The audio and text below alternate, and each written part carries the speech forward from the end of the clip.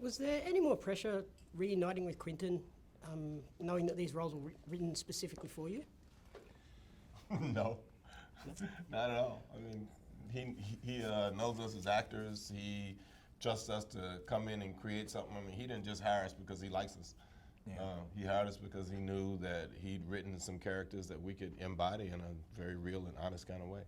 Yeah, you never know what a movie's going to do, how it's going to fare when it's released, but what you do have control over is what it is in terms of on the day.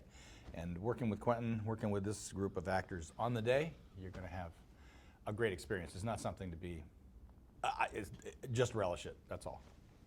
And because you've both worked with him before, have you seen his writing change and evolve over the years? I don't think so. I mean, I think he still, tells a masterful story. I think he still designs stories so that all the characters explain who they are, how they feel about the other characters they interact with. He just has the license now to make bigger stories and longer films. Yeah. He's probably gotten better. I mean, a lot of people have now referred to this as his masterpiece and that kind of thing. Yeah, but you look at some of the earlier stuff. Like True say, Romance is like that. It's like, I don't know he how didn't direct it. True Romance is an amazing picture. Yeah, he just has written so many great Crimson things. Tide, It's hard to say. An amazing picture, So he's written a lot of stuff that's quite good. Yeah. And did you have to develop detailed backstories for your characters for this, knowing that it was being shot in 70mm and caught so much of the room? I mean, he didn't ask us to, but he knows some of us do. And like I said, he puts so much information about our characters inside the story. I mean, we talk about who we are. I talk about the fact that, I was a soldier and I broke out of this prison, or I lived on this plantation and I ate, Uncle Charlie's stew along with my mom's stew, or I've known Minnie for a while, so I know you're not, in charge. So there's all kinds of little stuff. He talks about himself. We had a meeting in Chattanooga. We had a conversation about bounty hunting. But he'd already seen the Lincoln letter. You put those words in his mouth, and like his character says at one point, you begin to see pictures. And that's what's so much fun about being the actor that gets to play that dialogue that he writes. If you just, just play it for what it's worth, it begins to tell pictures. And he's clever that way. Did you have to be constantly aware that you were on screen? Oh, yeah. Yeah, I mean, you had to develop things. I mean, he and Jennifer were over at the bar, playing tic-tac-toe.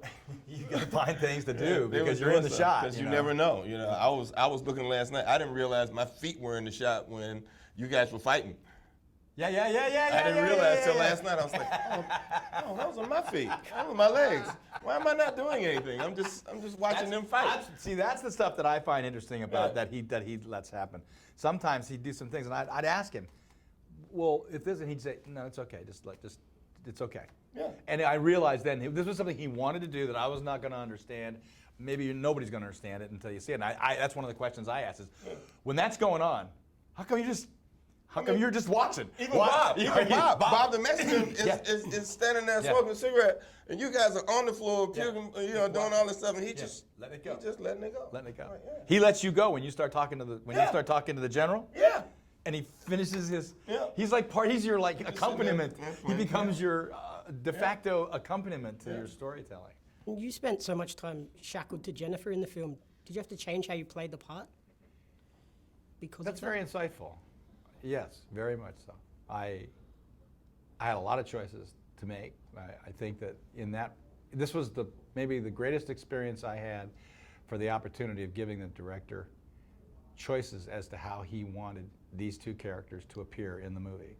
And I knew that from the start, and when it became more and more evident at each day we worked, it was you talk about trust, you're taking and simply becoming a pawn on a chessboard and giving this director the opportunity to put into the film literally what he wants to see. And the more choices you give him, I think the more satisfied I was with myself.